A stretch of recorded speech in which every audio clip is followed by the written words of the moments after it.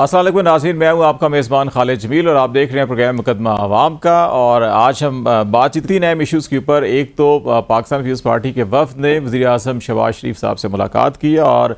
Budget making process इस वक्त पाकिस्तान में चल रहा है। यकीनी बात है मुख्तलिफ डेवलपमेंट स्कीम और तजावीज़ हैं वो पेश की गई, लेकिन ये खबरें भी आ रही हैं कि वज़ीर आज़म पाकिस्तान ने एक बार फिर पाकिस्तान पीपल्स पार्टी को दावत दी है कि वो बाज़ाब्ता तौर के ऊपर वफाकी काबीना का हिस्सा बने। इस हुकूमत के वो इत्तेहादी हैं तो फिर जिम्मेदारियाँ भी उठानी चाहिए। ये एक मामला बड़ा अहम है। और दूसरा, हर सियासी हुकूमत जो है वो जब इलेक्शन में जाती है तो आवाम से वादा करके आती है कि वो आवाम को रोज़गार फराम करेंगे, खुशहाली फराम करेंगे, तरक्की की राह हमवार करेंगे। इस वक्त जब बजट मेकिंग प्रोसेस चल रहा है तो ये खबरें आ रही हैं कि वफाकी हुकूमत ने ग्रेड 1 से 16 ये छोटे मुलाजमीन जिनकी तनख्वाहें कुछ ज़्यादा नहीं होती, मिडल इनकम क्लास इसको कह लीजिए या लोअर मिडिल इनकम क्लास कह लीजिए, उसकी कोई तकरीबन 70,000 असामियाँ ख़त्म करने का फ़ैसला किया है। तो क्या ये इस किस्म के फ़ैसले रोज़गार के इजाफे में मुफीद साबित होंगे या मसाइल पैदा होंगे? इसी के अलावा एक दो इशूज़ और जो बड़े सेंसिटिव इशूज़ हैं। पाकिस्तान अगरचे डिक्लेयर्ड एक इस्लामिक स्टेट है, लेकिन पाकिस्तान के क़याम से लेकर अब तक पाकिस्तान का आइन हो या बानिए पाकिस्तान का कानून साज असम्बली से खिताब हो, उसमें हमेशा इक्वल जो शहरी हकूक़ हैं उसकी ज़मानत दी गई है और पाकिस्तान का आइन भी यही कहता है। लेकिन बदकिस्मती से पाकिस्तान में वक्तन फ़क्तन कुछ ऐसे वाक़यात होते हैं जिससे पाकिस्तान के तशख़्ख़ुस को हमेशा नुकसान हुआ है। और इसमें अभी रिसेंटली सरगोदा में भी जो वाक़या हुआ कि ये कहाँ पे कमी रह गई हमारे यहाँ, कहीं तालीम व तरबियत में कमी रह गई है या हमारे यहाँ जो तहम्मुल और बर्दाश्त का जो जज्बा है वो कम होता जा रहा है कि इसकी पुरतशद्दुद वाक़यात छोटी छोटी बातों के ऊपर जो है कि क्यों होते हैं और हम हर मामले को जो ज़ाती या कारोबारी मामलात भी हों उसको दीन या इस्लाम के साथ क्यों जोड़ देते हैं। ये इस किस्म के मौज़ूआत होंगे जिन पे हम बात करेंगे। इस्लामाबाद स्टूडियो में हमें ज्वाइन कर रहे हैं अब्दुल समद याकूब साहब, पार्टी के इंसाफ के बानी रुकन हैं और हमारे साथ शाहिदा रहमानी साहिबा पाकिस्तान पीपल्स पार्टी की सीनियर रहनुमा हैं, वो भी ज्वाइन कर रही हैं। मैडम, आपसे स्टार्ट कर लेते हैं कि ये वज़ीर-ए-आज़म साहब और PMLN की बार बार ख्वाहिश है कि पीपल्स पार्टी अगरचे जो PDM की हुकूमत थी जब तहरीक-ए-आज़म एतमाद पास हुई पाकिस्तान तहरीक इंसाफ के ख़िलाफ़, उसके बाद बाज़ाब्ता तौर के ऊपर काबीना में शामिल हुए। वज़ीर ख़ारजा थे बिलावल भुट्टो साहब और बाकी कुछ अहम मिनिस्ट्रीज़ भी थी। अभी आप वोट दे रहे हैं उनको, लेकिन कुछ कॉन्स्टिट्यूशनल पोजीशन भी आपने ली हैं लेकिन काबीना में शामिल नहीं हो रहे। कुछ लोगों का ख्याल था कि शायद बजट के करीब या बजट के बाद जो है कि शामिल होंगे। तो आप क्या समझते हैं कि क्या लॉजिक है? पीपल्स पार्टी जो है क्या जिम्मेदारी नहीं लेना चाहती, सिर्फ हुकूमत का हिस्सा तो बन रहे हैं लेकिन जिम्मेदारी नहीं लेना चाहते, या इसके पीछे कोई और पॉलिटिकल लॉजिक है? बहुत शुक्रिया। देखिए आपने जिक्र किया PDM के हुकूमत का, तो उस वक्त आपको याद होगा कि पीपल्स पार्टी की क़यादत ने आगे बढ़कर वोट ऑफ नो कॉन्फिडेंस के मूवमेंट को ना सिर्फ चलाया था बल्कि मोशन भी पीपल्स पार्टी ने मूव किया था। तमाम पॉलिटिकल पार्टीज जो कि रेजिग्नेशन के ऑप्शन पर गौर कर रही थी उन्होंने फैसला भी कर लिया था, लेकिन पीपल्स पार्टी उसका पार्ट नहीं बनी, PDM से निकाल दी गई। लेकिन पीपल्स पार्टी ने अपने जमहूरी जद्दोजहद जारी रखी और पीपल्स पार्टी ने वोट ऑफ नो कॉन्फिडेंस पे सबको आमादा करके मूव किया। तो क्रेडिट था और हम उसका हिस्सा बने क्योंकि उस वक्त जरूरत थी जो मुल्क को दरपेश मसाइल थे और हमने 18 महीने एक साथ हुकूमत की। लेकिन जब हम इलेक्शन में गए और हम सब अपने अपने मैनिफेस्टो के साथ गए, अपनी अपनी आइडियोलॉजी के साथ गए, हमने अवाम से वादे किए। For example Pakistan peoples party ने जो वादे किए अब वो अपनी आइडियोलॉजी और मैनिफेस्टो के साथ किए थे। अब जाहिर है PMLN चूंकि मेजॉरिटी में है, PMLN की हुकूमत है और हम अपनी बातों को मनवाना मुश्किल होगा, अपने मैनिफेस्टो पे इम्प्लीमेंटेशन करवाना मुश्किल होगा क्योंकि PMLN हमेशा प्राइवेटाइजेशन को तरजीह देती है। पीपल्स पार्टी इसके अगेंस्ट है। पीपल्स पार्टी चाहती है किसी से रोजगार ना छीने। पीपल्स पार्टी चाहती है कि रोजगार सबके लिए हो, लोगों पाकिस्तान के गरीब आवाम के लिए आसानियां हो, महंगाई खत्म हो, रोजगार के ज्यादा से ज्यादा मौके पैदा किए जाएं। तो इसी तरह आपने दीगर इश्यूज भी देखे कि हमने जो ग्रीन एनर्जी के हवाले से जो डिस्ट्रिक्ट वाइज हमने पार्क ग्रीन एनर्जी पार्क्स का प्रोग्राम दिया, इसी तरह रोजगार के दिए। तमाम वो प्रोग्राम जो हम खुद अपनी हुकूमत में इम्प्लीमेंटेशन करवा सकते हैं वो कैबिनेट में बैठ के बहुत मुश्किल हो जाता है। तो लिहाजा पीपल्स पार्टी ने यही फैसला किया कि ठीक है, हम जमहूरियत को डिरेल नहीं होने देंगे। जमहूरियत इस वक्त जो मुल्क को नामसाइद हालात का सामना है, स्पेशली आप देखेंगे इकोनॉमिकली जो हमें बहरानों का सामना है, महंगाई का सामना है, इसके अलावा आपको पॉलिटिकल क्राइसिस का सामना है, तो हम पाकिस्तान के लिए हम इसका हिस्सा बनते हैं, लेकिन कैबिनेट का हिस्सा बनके, चूंकि हम वो वादे, जब हम कल अवाम में जाएंगे तो कहेंगे जी आप तो वजीर थे, आप तो कैबिनेट का हिस्सा थे, तो आपने जो वादे किए थे वो पूरे नहीं किए। यही वजह है कि हम उसका हिस्सा नहीं बन रहे। और बिल्कुल अगर जिस तरह आपने अभी कहा कि रोजगार ग्रेड 1 से 16 तक के हवाले से इन्होंने कहा कि 70,000 से ज्यादा मुलाजमीन को बाहर किया जाएगा, तो पीपल्स पार्टी इस पे एहतजाज करेगी। इसी तरह हम उस पे आवाज उठाएंगे और हम इनको बेरोजगार होने नहीं देंगे। अच्छा, ये मैडम एक तो किसी हद तक बात ठीक है आपकी, आप बजा फरमा रही हैं कि जब हम आपका अपना एक मैंडेट है, आवाम से किए गए आपके अपने वादे, आइडियालॉजी आपकी अपनी एक डिफरेंट है, तो इसलिए आप इसमें शामिल नहीं हो रहे। लेकिन क्या ये अच्छा ना होता कि फिर जैसे सदर मुमलिकत का ओहदा लिया गया या गवर्नर पंजाब और KP के जो ओहदे हैं वो भी लिए गए, फिर इससे चेयरमैन सेनेट का ओहदा भी लिया गया, तो ये जिम्मेदारियां भी अगर PMLN या बाकी हुकूमत ही कर लेती तो आप बिल्कुल डिस्टेंस क्रिएट कर सकते थे। जो कॉन्स्टिट्यूशनल पोजीशन लेकर और एग्जेक्टिव पोजीशन ना लेना, तो उससे ये एक तासर मिलता है पोलिटिकली कि आप गवर्नमेंट का हिस्सा बन भी गए हैं लेकिन आप बराह रास्त जिम्मेदारी भी नहीं ले रहे, तो उसको शायद कहीं कुछ हलकों के अंदर कुछ अच्छी नज़र से भी नहीं देखा जाता। तो आप नहीं समझते बेहतर था कि या तो फिर इससे भी अलग हो जाता है? नहीं, देखिए, कॉन्स्टिट्यूशनल ओहदों की जहां तक बात करें तो देखिए इस मुश्किल वक्त के अंदर सदर आसिफ अली जरदारी साहब जो रिकंसिलिएशन की पॉलिसी लेकर चलते हैं, मुफाहिमत के बादशाह कहलाते हैं। मुल्क में इस वक्त जो पॉलिटिकल एक बहरान का सामना है, एक तकसीम है, नफरत की सियासत है, इसको खत्म करने में मैं समझती हूँ कि सदर आसिफ अली जरदारी साहब एक सियासी बसीरत के साथ, बुद्धबारी के साथ अपना अहम रोल प्ले कर सकते हैं। इसी तरह सेनेट के हवाले से पाकिस्तान पीपल्स पार्टी चूंकि मेजॉरिटी में है, पीपल्स पार्टी का यह हक बनता। पीपल्स पार्टी ने हमेशा तमाम पार्टीज की जो अक्सरियत होती है उसका एहतराम किया। आपने देखा PDM में पीपल्स पार्टी ने अदम एतमाद पेश की, लेकिन हमने प्राइम मिनिस्टर उसी को बनाया जिनकी मेजॉरिटी थी। जब अपोजिशन में थे, अपोजिशन लीडर उन्हें ही बनाया, और चूंकि उनका आईनी तौर पर उनका हक था और उनकी मेजॉरिटी थी। तो हम ये नहीं चाहते कि हम जो है किसी किस्म की जो हमारा राइट है वो हमें मिलना चाहिए। जो और इस वक्त जबकि जमहूरियत है और मुल्क को इन मसाइल का सामना है, और तो हम नहीं समझते कि हम लड़ झगड़ के पाकिस्तान को तरक्की के रास्ते पे डाल सकते हैं। ठीक है, जिसका जो मैंडेट मिला उसका एहतराम किया जाए, और पाकिस्तान के लिए, पाकिस्तान की तरक्की के लिए हम सबको मिलकर अपना अहम रोल प्ले करना चाहिए। अब्दुल समद साहब, आपकी तरफ मैं आता हूँ कि आपका इस गवर्नमेंट के मुतालिक अपना एक नुक्ता नज़र है फार्म 45 को लेके, लेकिन PS पार्टी ये चाहती है और प्रेसिडेंट जरदारी साहब जो है कि वो कहीं ना कहीं अपना किरदार अदा करने की कोशिश कर भी रहे हैं और शायद मज़ीद भी कुछ चीज़ें नज़र आएँ। और यही वजह है कि जैसे अभी मैडम भी कह रही हैं कि कॉन्स्टिट्यूशनल ओहदे लेने का मकसद भी एक यही था कि जो सियासी कशीदगी है, ये सियासी बहरान है, इसको ख़त्म करके पाकिस्तान को कहीं आगे लेके बढ़ा जा सके। तो आपको ये नज़र आ रहा है कि इस वक्त जो हुकूमत है, एक तरफ माशी बहरान सब तस्लीम करते हैं, उसको एड्रेस करने की कोशिश कर रही है, कामयाब हो जाएगी नहीं होगी, और दूसरी तरफ अगर PS पार्टी बड़ी इत्तेहादी है, वो बाकायदा हिस्सा नहीं बनती और सिर्फ अपना कॉन्स्टिट्यूशनल रोल अदा करते हैं और पॉलिटिकल क्राइसिस कम करने की कोशिश करते हैं, तो क्या वो इसमें कामयाब हो जाएंगे? देखें, बुनियादी तौर पर शाहिदा साहिबा ने तो अपनी वो पार्टी पोजीशन जो अपेरेंटली उनकी किसी मीडिया चैनल के सामने या पब्लिक के सामने जो रिवील कर दी है वो वाज़ेह की है। लेकिन मैं ये जानता हूँ और मैं इस बात का इजहार भी, बल्कि ये बात यहाँ कर दूँ कि पीपल्स पार्टी जब ये हुकूमत साजी का जब हो रही थी, चल रही थी, बातें चल रही थी, और जिस बैकडोर चैनल के थ्रू जब इन्होंने PTI से रब्ता करने की कोशिश की या अपने उन हलकों में जो शायद कोई दरमियानी रोल प्ले कर सकते थे या मैसेज कन्वे कर सकते थे, उनका यह मानना था कि जरदारी साहब जो है वो किसी सूरत में भी नून लीग का बोझ उठाने को तैयार नहीं है उनका इत्तेहादी बनने के लिए, क्योंकि वो इसको इत्तेहादी बन के इस हुकूमत में आने को, जिसको इंटरनल लिजिटिमेसी नहीं मिलनी, उसका बोझ उठा के वो अपनी सियासी खुदकशी समझेंगे कि अगली दफ़ा जब इलेक्शन होगा तो फिर वो किस मुंह से लेके जाएंगे इस परफॉर्मेंस को या इस हुकूमत को, जो कि हम उसको इलिजिटिमेट मानते हैं, जिसको अभी तक कहीं इखलाकी लिस्ट में से भी नहीं मिल सकी।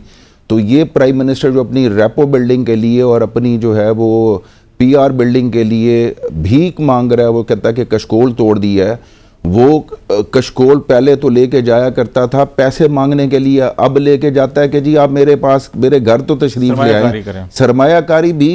वो सरमायाकारी से के वादे वईद तो करके जाएं, लेकिन मैं आपके पास आके मैं सऊदी अरब भी जाके दावत दे आया। आज की ये खबर है कि जनाब इन्होंने कतर और यूएई को जाके दावत दी और इन्होंने क्या अचीवमेंट शो की कि जनाब उन्होंने लेटर ऑफ एक्सेप्टेंस, मतलब हमने लेटर ऑफ एक्सेप्टेंस कभी नहीं सुना था। ये इंटरनल कोई फॉरेन मिनिस्ट्री के प्रोटोकॉल्स होते होंगे कि जिसमें जब आप फॉर्मली किसी को दावत देते हैं तो वो कोई लेटर ऑफ एक्सेप्टेंस होता होगा। तो ये उस लेटर ऑफ एक्सेप्टेंस को अपनी पीआर बिल्डिंग के लिए शो कर रहे हैं कौम को कि जी आज इस कशकोल के अंदर उन्होंने लेटर ऑफ एक्सेप्टेंस डाल दिया कि वो आने को राज़ी हो गए हैं, मगर आने पे राज़ी इसी तरीके से वो हुए हैं कि वो तारीख पे तारीख दिए जा रहे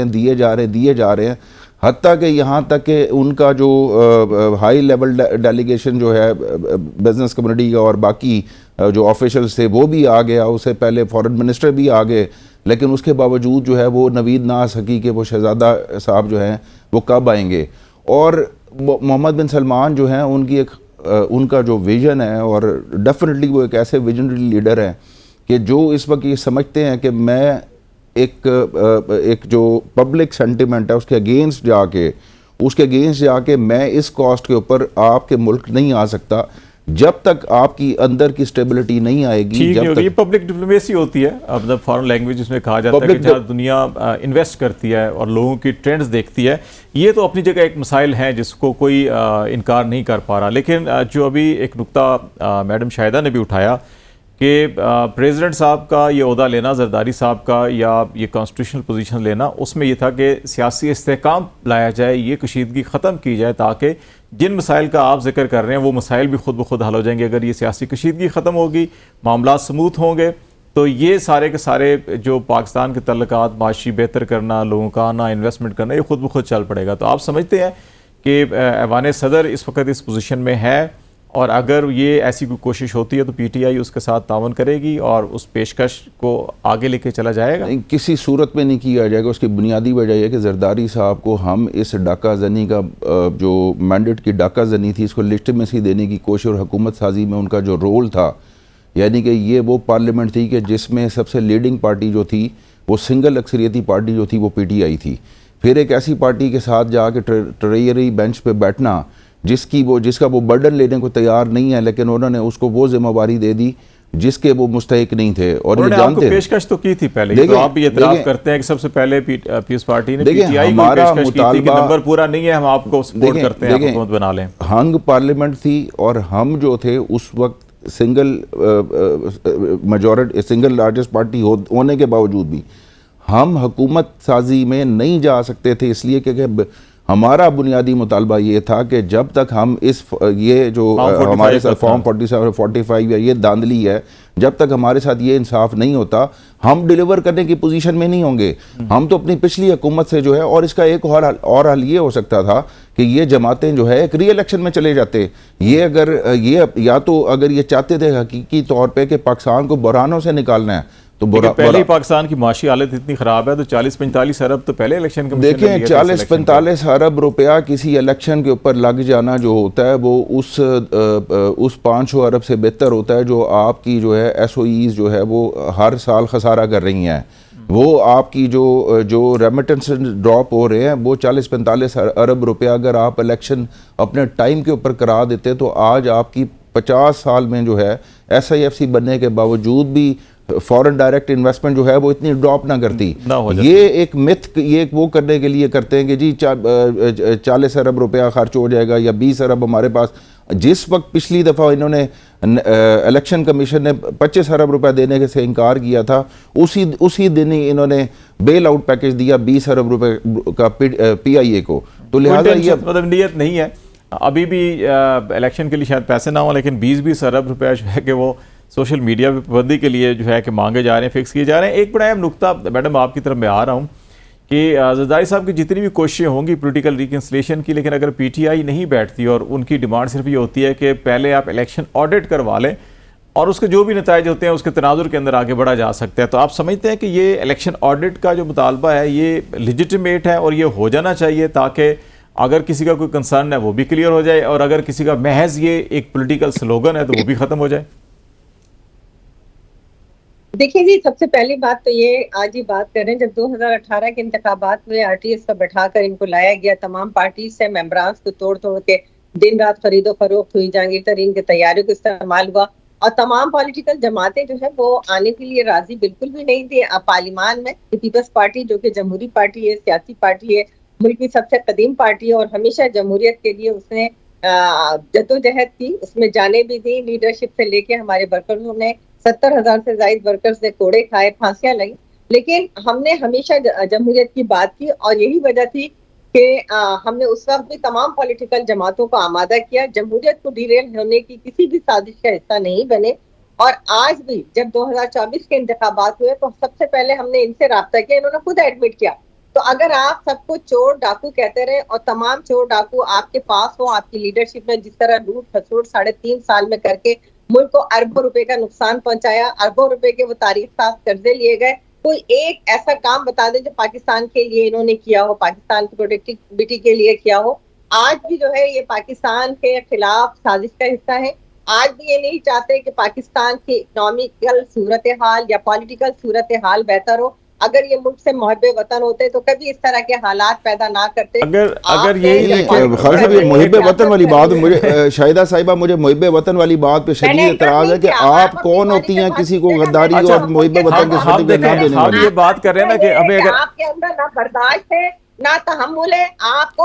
आप मुझे मुहिब्बे वतन, आप मुझे मुहिब्बे वतन का दाना देंगी तो मैं बात करूंगा, मैं टोकूंगा, मेरा हक है। एक मिनट, एक ये बात यह है कि हम ये कह रहे हैं ना कि पॉलिटिकल रिकंसिलिएशन की बात कर रहे हैं, तो उसमें फिर हम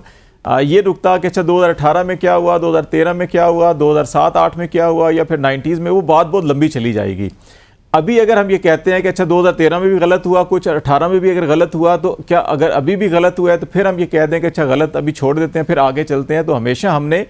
ये गलती शायद की है कि हमेशा गलती पे खामोश होकर आगे बढ़ना। जब तक हम कोई एक दफ़ा तो गलती के ऊपर हमें कुछ चले सजा ना दें किसी को, लेकिन उसको आइडेंटिफाई करके उसको फिक्स कर दें कि जनाब ये था, इसको हम ठीक कर रहे हैं, अब हम आगे जा रहे हैं। अगर ये जब तक नहीं होगा, मेरा ख्याल है हर बार ये होगा, गलती होती रहेगी।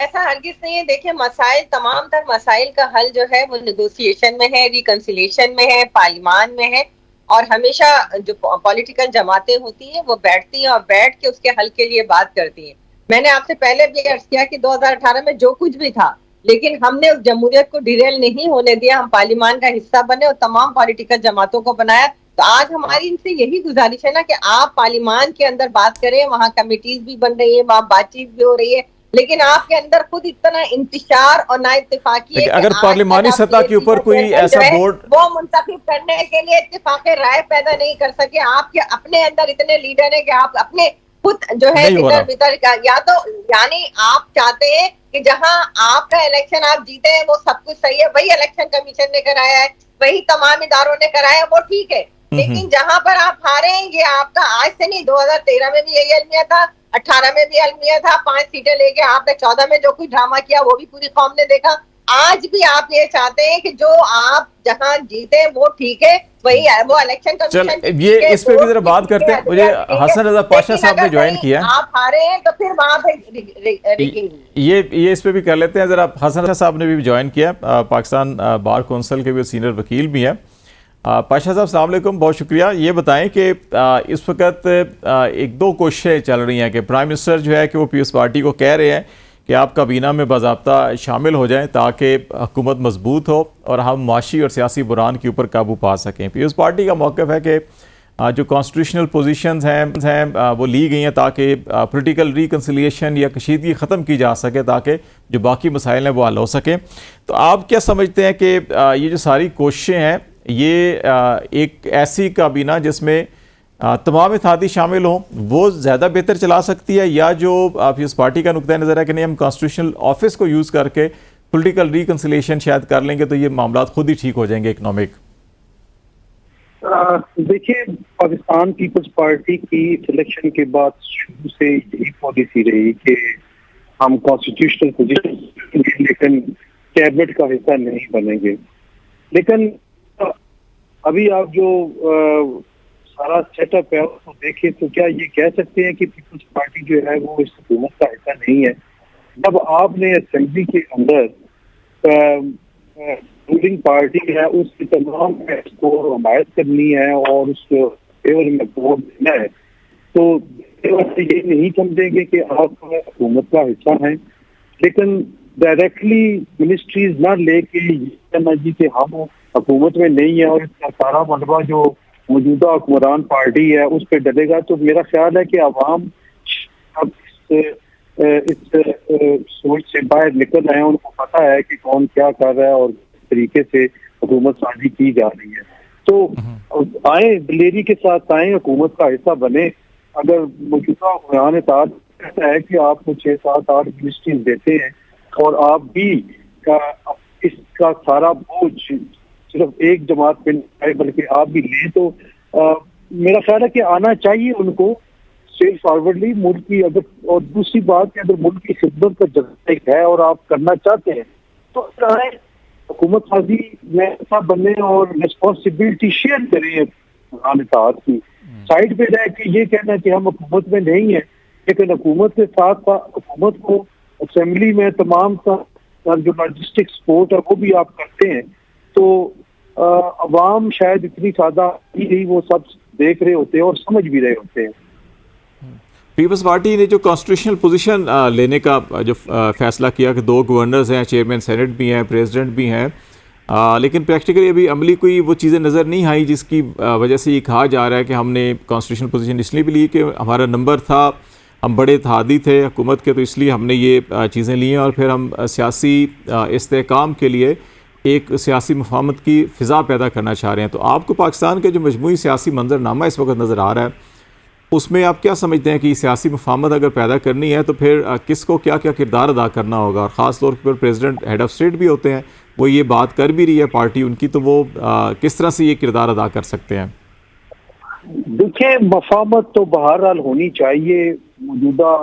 जो मुआशी सूरत हाल है और सियासी है उस पर तो मुफाहमत तो होनी चाहिए, और इसमें अगर पीपल्स पार्टी ये समझती है कि सबसे अहम कलीदी ओहदा जो आईनी तौर पे है प्राइम मिनिस्टर के से हट के वो सदर मुमलिकत का है, तो क्या वो सदर मुमलिकत जो है वो इस पोजीशन में तमाम पॉलिटिकल पार्टी बशमूल अपोजिशन के ऐसा रोल प्ले कर सकते हैं कि सबका उन पे इत्तेफाक हो? तो मेरा नहीं ख्याल कि मौजूदा अपोजिशन उनको इस तौर पे उन पे वो करे, एतमाद करे, क्योंकि वो मौजूदा अपोजिशन यही समझ रही है कि उसी पीडीएम की हुकूमत का तसलसल है जो 16 माह की पहले रही है इंतखाबात से पहले, और जनाब जरदारी साहब उसी का हिस्सा रहे हैं और बल्कि मेन कलीदी किरदार ही उन्होंने अदा किया है। तो पहले तो अपनी आपको साबित करना पड़ेगा कि आप कितने गैर जानबदार हैं और कितने गैर जानबदार हो के आप मामला को लेते हैं। लेकिन एक चीज जिस पे मैं अपोजिशन वालों को भी ये कहूंगा कि अगर आप मफाहमत चाहते हैं और मुल्क में बदअमनी की फजा खत्म करना चाहते हैं, मुआशी सूरत हाल बेहतर बनाना चाहते हैं, तो फिर आपको यकीनी तौर पे मफाहमत का हाथ बढ़ाना चाहिए और मैं ना मानूं वाली बात नहीं करनी चाहिए। जब तक ये सूरत हाल नहीं होगी, एक स्टेप डाउन नहीं होंगे, चाहे वो हुकूमती इत्तेहाद है चाहे वो अपोजिशन है, तो बात बनेगी नहीं, आगे नहीं बढ़ेगी। दोनों फ्रीकैन को स्टेप डाउन करना पड़ेगा मुल्क की बेहतरी के लिए। इस चक्कर में साइड पे रखें फॉर्म 47 क्या है, फॉर्म 45 है, या फिर जो 2018 में आरटीएस बैठ जाने के बाद जो सूरत हाल हुई, अगर वहीं पे खड़े होके दोनों जो इंतहा हैं 47 वाली भी और आरटीएस बैठने वाले भी, तो वहाँ दोनों अगर वहीं पे आप खड़े हैं तो फिर आगे नहीं बढ़ सकेंगे। पाशा साहब ब्रेक लेते हैं, ब्रेक के बाद क्योंकि सियासी मामलात और कुछ इसके साथ जुड़े दीगर मामलात हैं उनके ऊपर हम बात करेंगे, हमारे साथ रहेगा।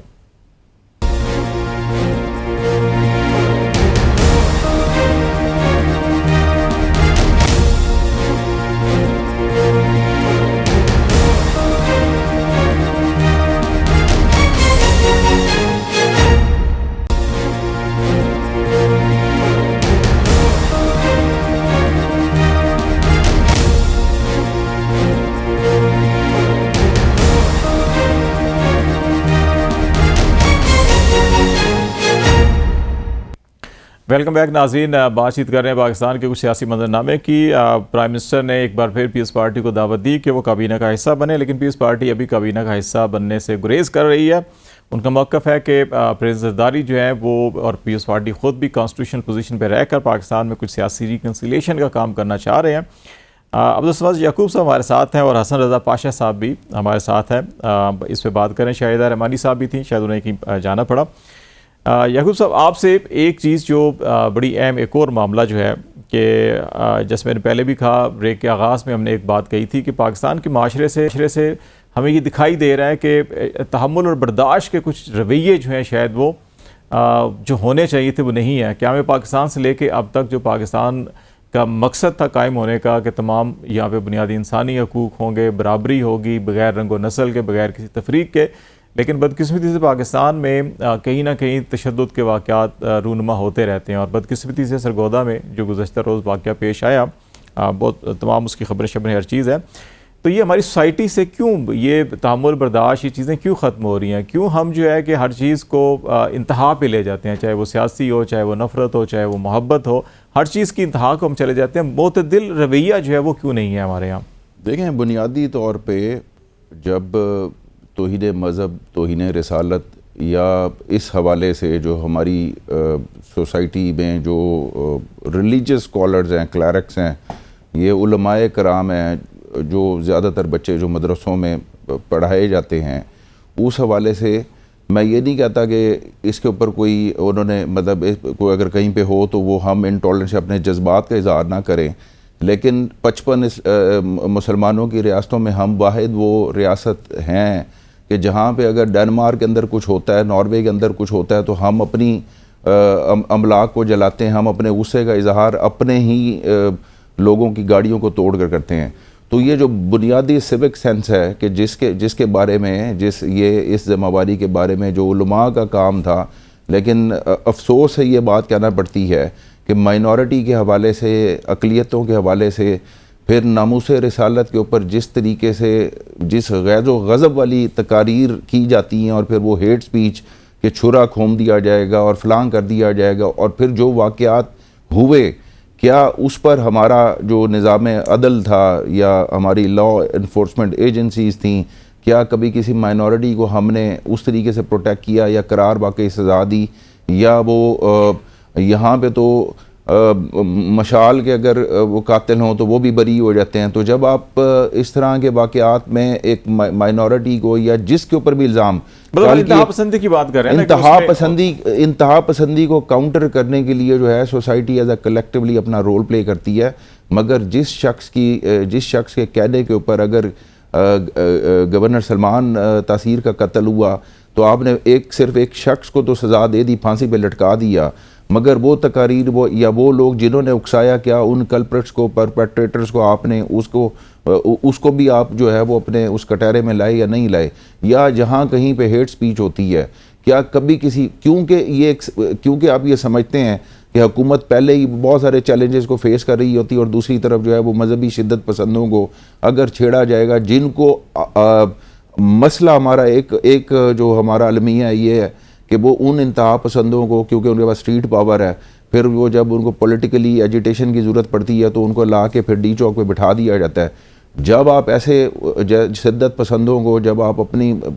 पसंद और अपनी शॉर्ट टर्म जो आपके वो गोल्स होते हैं उनको अचीव करने के लिए, किसी हुकूमत को दबाव पे लाने के लिए इनको ला के अगर आप इस्तेमाल करेंगे तो कल को ये आपके खिलाफ जो है वो खड़े हो सकते हैं। अच्छा, एक तो ये पहलू है पाशा साहब, मैं इसके कई पहलू हैं, इसके माशी भी हैं, माशरती भी हैं, समाजी भी हैं। एक मजहबी पहलू की बात की अब्दुल समद साहब ने, इसके कानूनी पहलू भी हैं। और आप बतौर कानूनदान जो है कि हम अगर बानी पाकिस्तान की वो कानून साज असम्बली से खिताब से शुरू करें और उसके अंदर बड़ी वाज़े डायरेक्शंस थी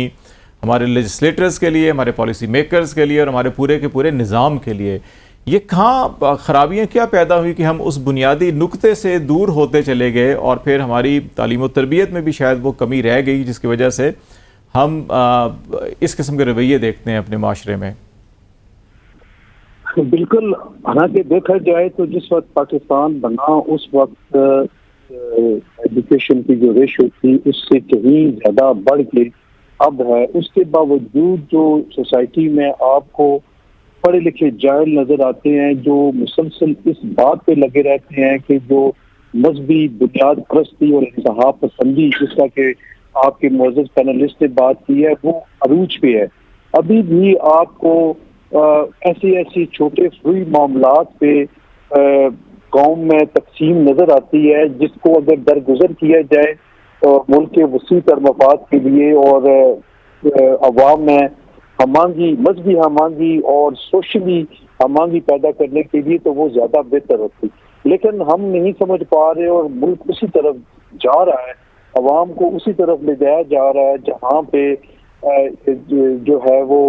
ज़हनी इंतशार और शुरूई इख्तिलाफात को बहुत बड़ा इख्तिलाफ बना के पेश किया जाता है। तो बहरहाल इसमें कुछ हमारे उलमाए किराम का भी मैं खुसूसन उनका कहूँगा जो कि सिर्फ शोधा बयानी के चक्कर में अवाम को उकसाते हैं और फिर उसके नताइज से बेपरवाह हो के वो आगे चले जाते हैं। उनको नहीं पता होता कि उनकी एक हेटेड स्पीच से पीछे जो जहाँ पे उन्होंने की या उस पूरे इलाके में क्या क्या माइंडसेट तैयार हुए हैं और कौन कौन से बच्चों ने या नौजवानों ने उनकी इन तकारीर से मुतासर होकर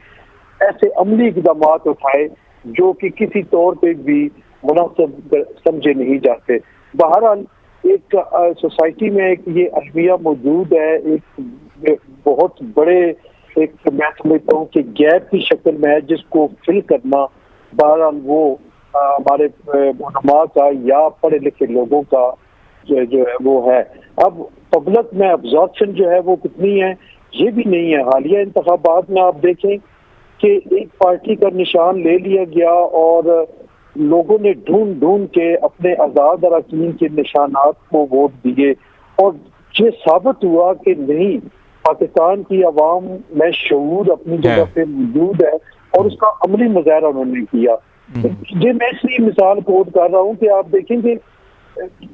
जो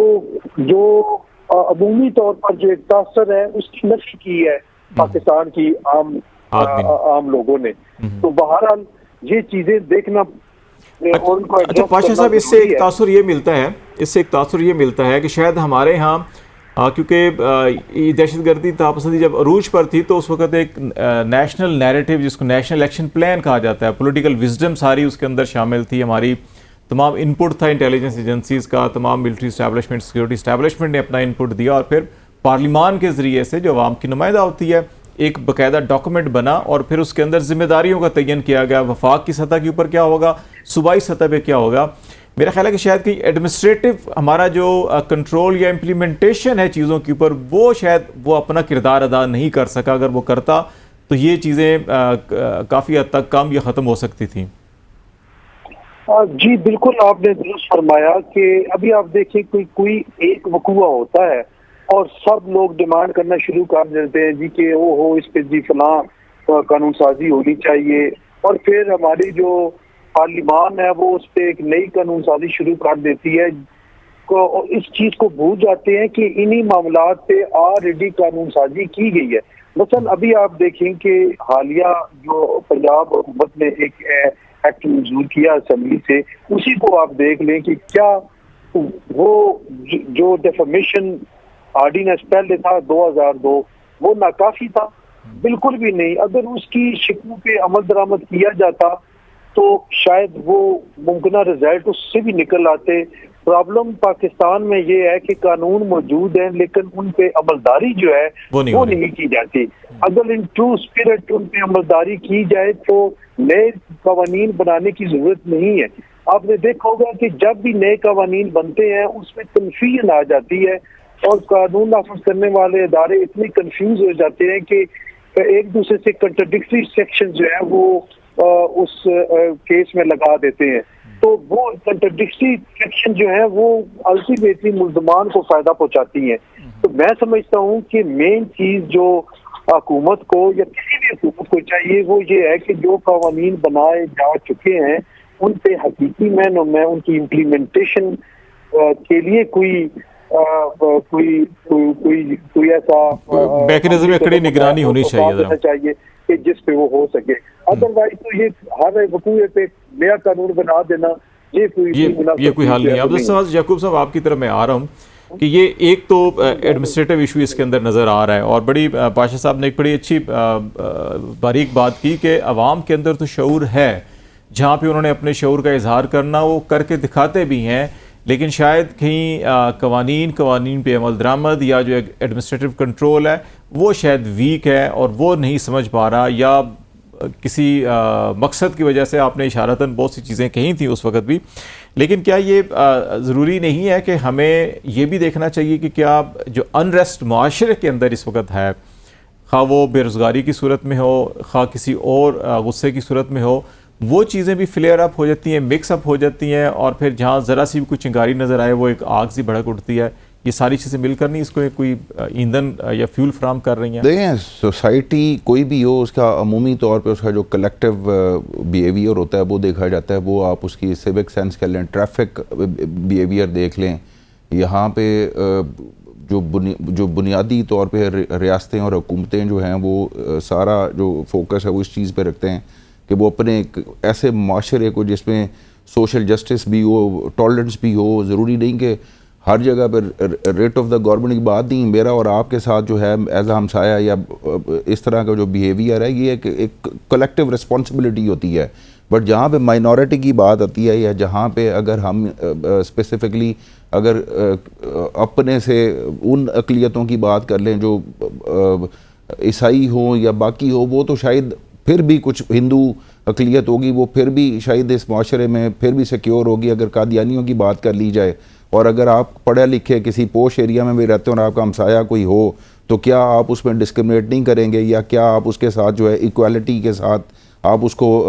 उस माशरे का हिस्सा बनने देंगे, या वो अंडर कवर और वो हिडनली अपने एक जो भी उसकी है उसका ईमान या जो भी उसका वो है वो उसको फॉलो करे। तो ये जो जब तक ये कलेक्टिव मसला है सोसाइटी का, जिसमें फिर जो चीज़ें आती हैं वो दरसगाह से लेके वो हुकूमत या हुकूमती रेट या बिहेवियर जिसकी रिस्पॉन्सिबिलिटी है, चाहे वो अपने बच्चों की तरबियत है, वो एक कलेक्टिव रिस्पॉन्सिबिलिटी आती है, वो अदा करनी चाहिए। ब्रेक लेते हैं, ब्रेक के बाद वापस आते हैं। तो क्योंकि किसी भी के अंदर, रियासत के अंदर अगर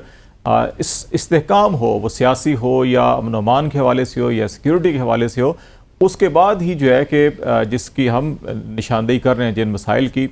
उन मसाइल पे काबू पाने के लिए जो है कि वो एग्जेक्टिव या इंतज़ामिया या हुकूमत जो है वो फोकस कर सकती है। पाकिस्तान में इस वक्त जो सबसे बड़ा मसला है वो सियासी अदम इस्तेहकाम का ही है। उसके हल के लिए जो इस वक्त मुख्तलिफ कोशिशें चल रही हैं या जो ऑप्शन मौजूद हैं उस पर हम बात करेंगे। ब्रेक के बाद हमारे साथ रहेगा।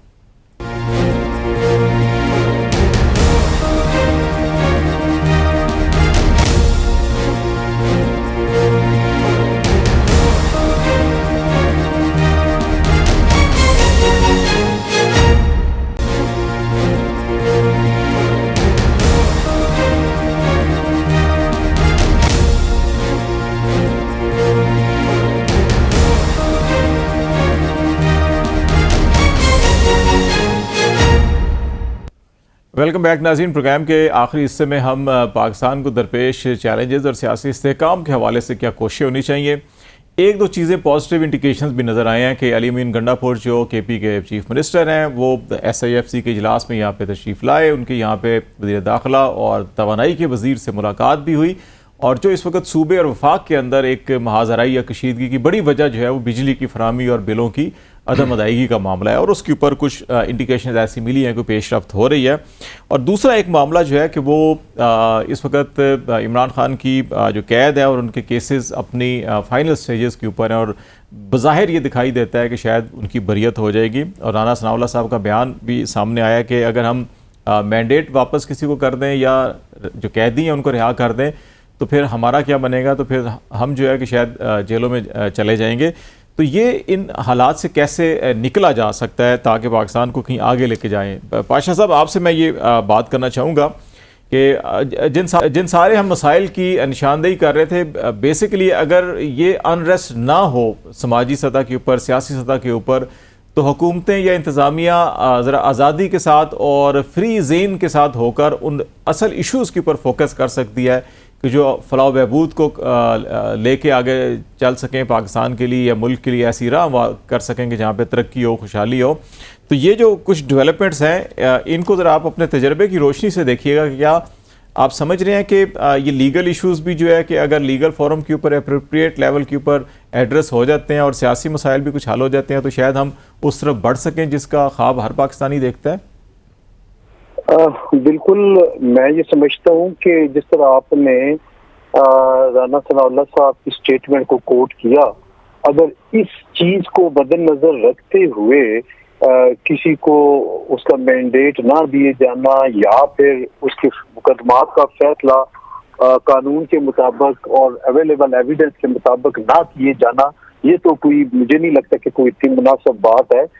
देखिए, किसी की आज़ादी को सल्ब करना एक ऐसे जुर्म में किसी को सजा दे देना जो उसने ना किया हो। मैं इर्रिस्पेक्टिव ऑफ दिस फैक्ट के उस पे बानी तरीके वो तरीके इंसाफ है या नहीं है, किसी भी मुल्ज़िम की बात कर रहा हूँ बतौर स्टूडेंट ऑफ लॉ। अगर कोई एविडेंस नहीं है तो उसको फॉर इनडेफिनिट पीरियड आप उसको पाबंदी सलासल नहीं रख सकते और ना रखा जाना चाहिए। ये एक कानूनी भी है और दूसरा इंसानी हकूक की खिलाफ वर्जी भी है, जो कि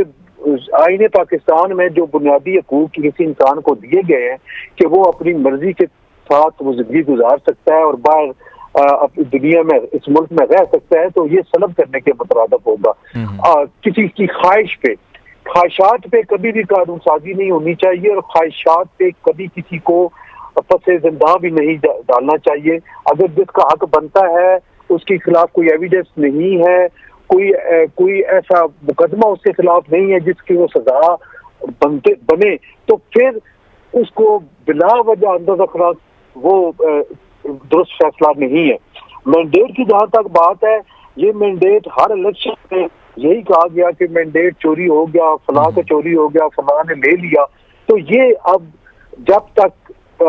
ये पूरे सिस्टम पे को ठीक नहीं किया जाएगा, क्योंकि एक बात तय है जिसको हम समझ रहे हैं जब भी आम बंदे से मिलते हैं, वो ये है कि इस पूरे सिस्टम से आम शहरी का एतमाद उठ चुका है और ये एतमाद बहाल करने के लिए आपको क्या करना है ये वो सोचे जो पार्लिमान में बैठे हैं। पार्लिमान नो डाउट के सुप्रीम इदारा है और वो वोटों से वहां पे पहुंचे हुए हैं। उनको देखना चाहिए कि हमने इस पूरे सिस्टम पे अपने वोटर्स का और इस अवाम का एतमाद किस तरह बहाल करना है। जब तक अवाम का एतमाद नहीं होगा, चाहे आप जो मर्जी है कर लें, जिस तरह की मर्जी है उनको सहूलतें देंगे, अवाम बतदमाती की फजा में आपको एंडोर्स नहीं करेंगे और इस सिस्टम को ओन नहीं करेंगे। उनमें जब तक अपनापन नहीं आएगा, ओनरशिप उनकी नहीं होगी, तो ये उस वक्त तक मामला आगे नहीं चल सकते। बिल्कुल आप ठीक कह रहे हैं। अब्दुल याकूब साहब, आपसे भी पूछना चाहूँगा कि पिछले 1-1.5 महीने में तो लगता है ऐसा था कि जैसे गंडापुर साहब जो है कि वो वाकई एक जैसे फिल्मी विलन जो है गंडासा उठा के फिर रहा होता है वो दिखाई दे रहे थे, लेकिन अभी कुछ ऐसी चीज़ें नज़र आई हैं पॉजिटिव इंडिकेशन के साथ बैठ के टेबल के ऊपर बात की जा रही है। फिर वो अडयाला जेल भी गए, इमरान खान से भी डिस्कस किया उन्होंने कि SIFC के साथ जो मीटिंग्स वगैरह सारी चीज़ें हुई, तो इससे जो है कि एक तो वफाक और सूबे के तल्लुकात भी शायद कुछ बेहतर होंगे और कुछ वो जो सियासी फ़ज़ा को बेहतर करने के लिए, कुछ बुनियादी इशूज़ को एड्रेस करने के लिए आगे बढ़ना भी ज़रूरी है। तो आप समझते हैं कि इससे कुछ राह हमवार होगी? देखिए, जुज़वी तौर पे तो मैं कह सकता हूँ कि जिस तरह वफाक पे भले हमें जो है वो हुकूमतों पे पूरा एतमाद ना भी हो, लेकिन रियासत को इंटैक्ट रखने के लिए और रियासती जो वफाकी इशूज़ होते हैं उसको उन मेन स्ट्रीम इशूज़ में हिस्सा बन के जो है वो इंटैक्ट रह के उनको सॉल्व करने की कोशिश, जैसे SIFC है। अब बेसिकली ये जो बयानिया बनाया गया कि कहीं वो नहीं आ रहे या इस तरह की बात, उनसे जब सवाल पूछा गया तो उन्होंने कहा मुझे दावतनामा वसूल नहीं हुआ। शायद उनके इल्म में ये बात नहीं थी और जब उनको ये बात वाज़े कर दी गई, क्लैरिफाई कर दी गई कि SIFC के लिए किसी को दावत नहीं भेजी जाती, उसमें तमाम तर जो है ये इसकी 10वीं मीटिंग थी और तमाम तर जो स्टेक होल्डर्स या जो भी उस वक्त इलेक्टेड नॉन इलेक्टेड जिन पर ये मुश्तमिल है उसके हवाले से तो है, उसके है। और उन्होंने अली अमीन गंडापुर साहब ने ये भी कहा कि मेरी 2 बार जो है इस दौरान जो है चीफ ऑफ आर्मी स्टाफ से मुलाकात हुई है। तो एक सहाफ़ी के सवाल के ऊपर कि क्या आपने खान साहब की रिहाई की बात की, तो उन्होंने कहा कि जी मैं बाकी ओपोनेंट्स के सामने जो है ये बातें डिस्कस नहीं करता। तो लिहाजा अगर इसको ऑप्टिक के तौर पे देखा जाए तो एक बेहतर चीज़ है। दूसरा एक चीज़ और बताइएगा कि आप डयाला जेल में मुलाकातें भी कर रहे हैं, रिसेंटली भी इमरान खान साहब से मिलकर आए हैं। ये जो एक सबसे बड़ा मसला चल रहा है कि पार्टी के अंदर कहा जाता है जी ग्रुप बंदी है, इस्तेकाम नहीं। अभी शायद रहमानी साहब भी प्रोग्राम की शुरू में बात कर रही थी कि हम तो बात करना चाह रहे हैं लेकिन पार्टी खुद तितर बितर हुई हुई है या खुद डायरेक्शन लेस हुई हुई है, इस वजह से मामला आगे नहीं बढ़ रहे। तो एक इसमें एक पहलू ये भी है कि इख्तलाफात, और दूसरा ये है कि ऐसे कुछ लोग जो प्रेस कॉन्फ्रेंस करके चले गए थे उसमें 2-3 कैटेगरीज हैं। कुछ के बारे में कहा जाता है जिनको वापस लिया जाएगा, कुछ के बारे में नहीं है। कभी कहा जाता है जी उस वक्त तक वापसी नहीं होगी जब तक इमरान खान वापस नहीं आते। तो एक्चुअली आपकी अंडरस्टैंडिंग क्या है जो आप मुलाकातें करके आए, ये चीज़ें डिस्कस हुई हैं? देखिए 8 फरवरी के बाद जो है वो एक तांता बन गया। कुछ लोग अपनी लॉबिंग में मसरूफ़ हो गए, कुछ लोग सिफारशों में मसरूफ़ हो गए, कुछ लोगों को जो है वो पार्टी के अंदर जो कुछ मौजूद थे उन्होंने दिलासे दिलाए कि आप लोगों को वापस लिया जाएगा या मैं कोशिश कर लेता हूँ जिस तरह अपने तई। लेकिन इस बारे में उस वक्त जब कोर कमेटी ने एक ब्लैंकेट पॉलिसी अनाउंस कर दी कि ये फ़ैसला उस वक्त तक मौखर कर दिया जाएगा जब तक कि खान साहब वापस नहीं आ जाते या बाहर नहीं आ जाते। लेकिन लामाला तौर पर ये खान साहब की डिस्क्रिशनरी पावर है कि वो किसको पार्टी में वापस लेते हैं। और मेरा ये ख्याल है कि क्योंकि इनको जो है वो एक अम्ब्रेला के तहत या एक आंख से सबको नहीं देखा जा सकता। कुछ लोग इनमें ऐसे थे कि जो लालच के तहत गए, कुछ थे जो मजबूरी के तहत थे, कुछ थे जो खौफ और जबर के तहत गए। तो खान साहब को कुछ के बारे में कहा जाता है कि खान साहब को इत्मीनान में लेकर गए और खान साहब ने कहा नहीं, इस तरह की कोई बात जो है ये वो लोग फैलाने की कोशिश कर रहे हैं कि हर बंदा इस बात की आड़ में आना चाहता है कि जी मुझे शाहिद खान साहब का वो एतमाद हासिल था। ये नहीं हो सकता कि इमरान खान जो है वो एक उसका वर्कर या बाकी जो लोग हैं वो जेलों में और कोड़े खा रहे, शौकते बर्दाश्त करें, और दूसरे को खान साहब जो है ना वो ये डिस्क्रिमिनेशन करें कि उसको एक आज़ादी दे दें। तो खान साहब का ये पैमाना नहीं है, ये इंतहाई मुबालगा आ रही है उस बातों को ट्विस्ट करके अपनी फेवर में लाने के लिए। अभी तक इसमें हमारी कोई कम्प्रीहेंसिव पॉलिसी नहीं है, लेकिन ये बात है कि सिर्फ़ और सिर्फ इसका फ़ैसला खान साहब खुद करेंगे और वो ये बेहतर जानते हैं कि कौन शख्स जो है वो अपनी किस मजबूरी या किस जबरी तशद्दुद और किस तरीके से अगवा के नतीजे में या किस को बच्चों का वो किया गया या कुछ को कौन ऐसा शख्स है जिसे मोबाइल लेके ट्वीट्स कराए गए। तो ये सारा कुछ जो है और उसके बाद उनका बाद का कंडक्ट क्या था। तो लिहाजा अभी इस मामले में जो रऊफ़ साहब की ने अनाउंस किया है कि खान साहब के वापसी तक ये फ़ैसला मुखर कर दिया गया है, तो मेरे ख्याल में इस पर बहस भी मजीद जो है वो नहीं होनी चाहिए। वो बाहर आएंगे तमाम चीज़ें डिस्कस कर सकते हैं। बहुत शुक्रिया अब्दुल समाद याकूब साहब, आप नासिर रज़ा पाशा साहब बहुत शुक्रिया आपका भी। खालिद जमील को इजाज़त दीजिए, अल्लाह हाफिज़।